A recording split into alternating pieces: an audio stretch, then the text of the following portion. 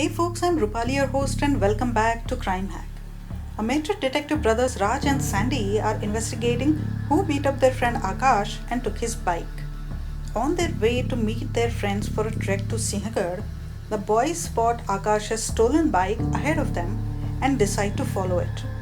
The suspects riding the bike split up, and the boys do the same.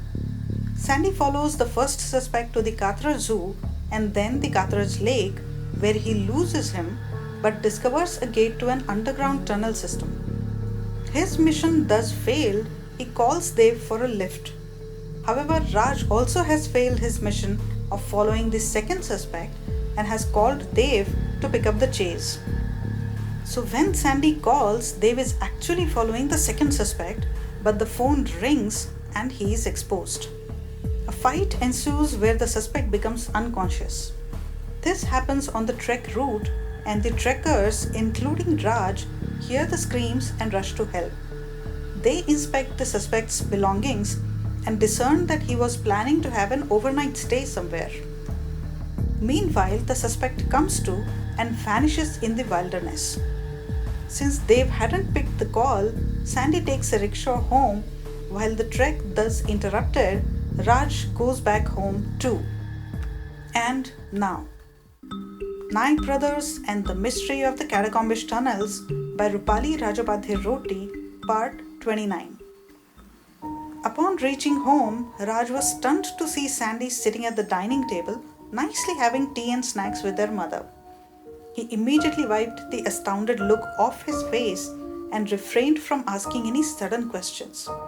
He didn't know what Sandy had told their mother about why he had returned early and alone.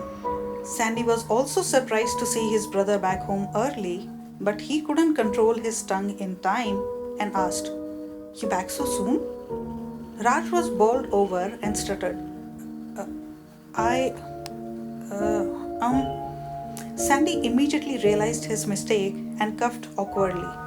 "Well, I told mom how we had skidded on the road and I had fallen into an open drainage canal. So while I called off my trip, you went ahead to meet the guys." Raj was completely taken off guard by the wacky story, but somehow managed to play along. Uh, yes. Oh, yes. You seem to have cleaned up. And he flashed a nervous smile. "What's the matter?" Their mother eyed him, and Raj went speechless. He thought, this was it. They had been caught lying. It wasn't that they weren't comfortable with their parent, it was just that they didn't know how she would react if she knew her boys were risking their safety in any way. Their mother had sounded dead serious the last time when she had said, "There's not going to be a next time for you, young man," when they were ambushed with the chili powder. Raj stuttered, "Well, we were just.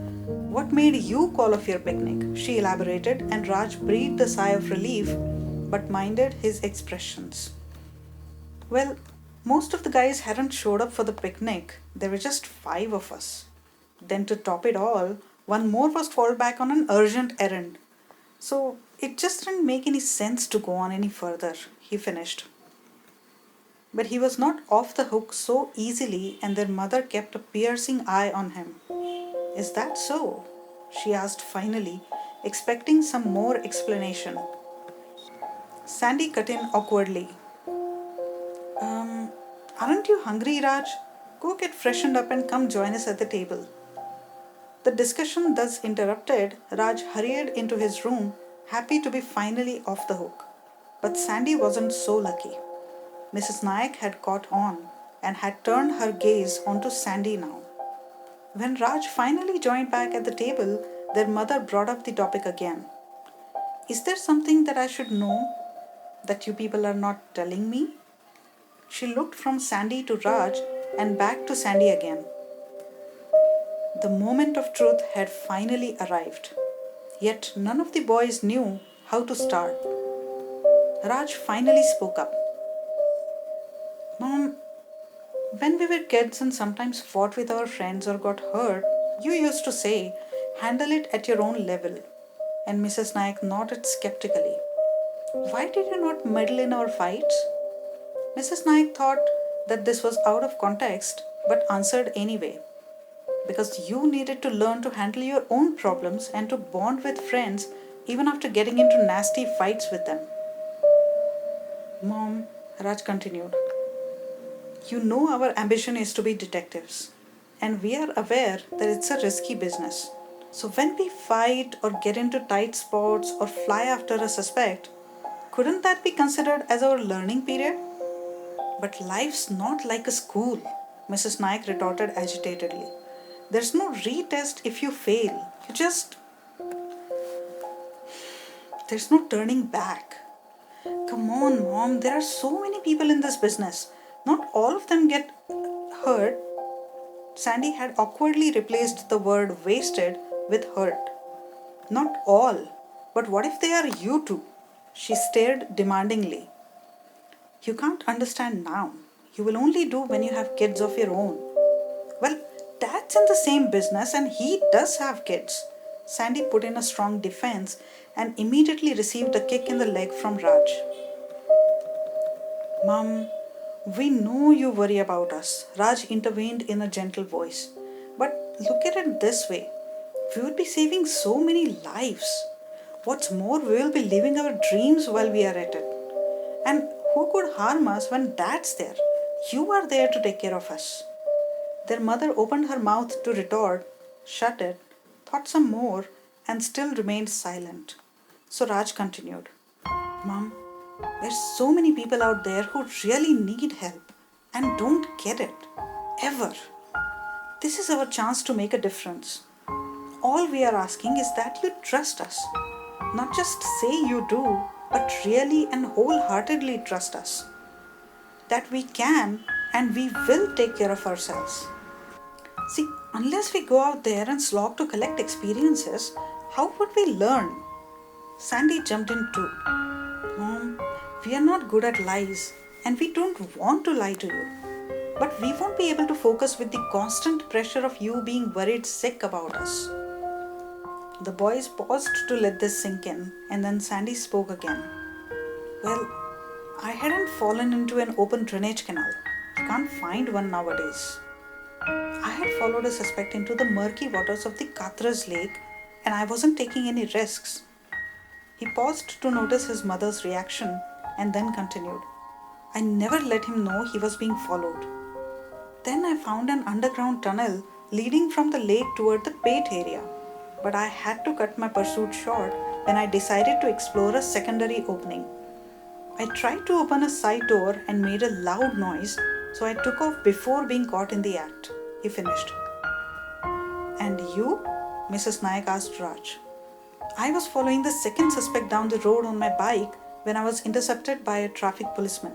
But Dev was in a position to continue the pursuit, and luckily he managed to do that. So I joined my other friends and the five of us started the trek.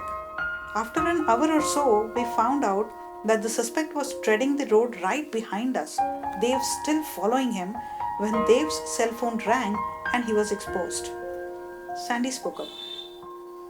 I tried calling Dev at around 1 p.m. Oh, so that was your call?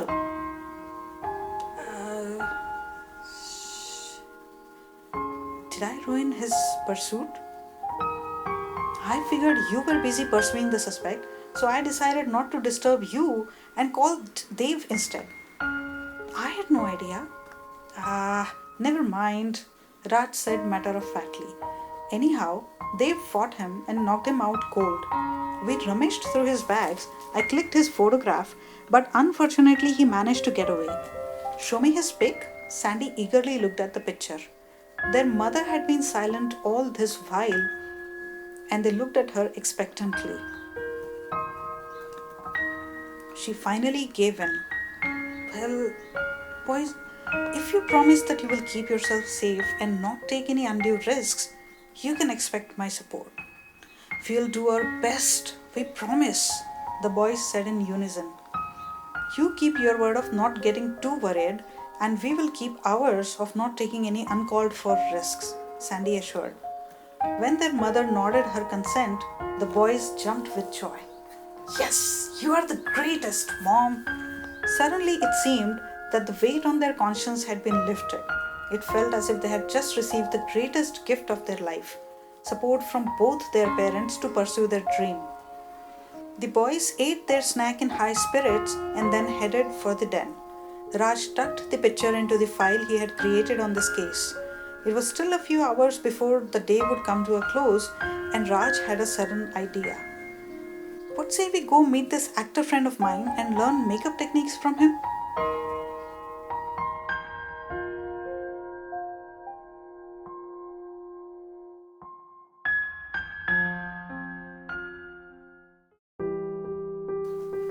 So friends, if you like the story so far, please subscribe, click the bell icon, support the channel, and don't forget to share. You can also challenge us to watch and review your favorite movie, book, or TV show and support us on Patreon so we could shout out your name in the review too.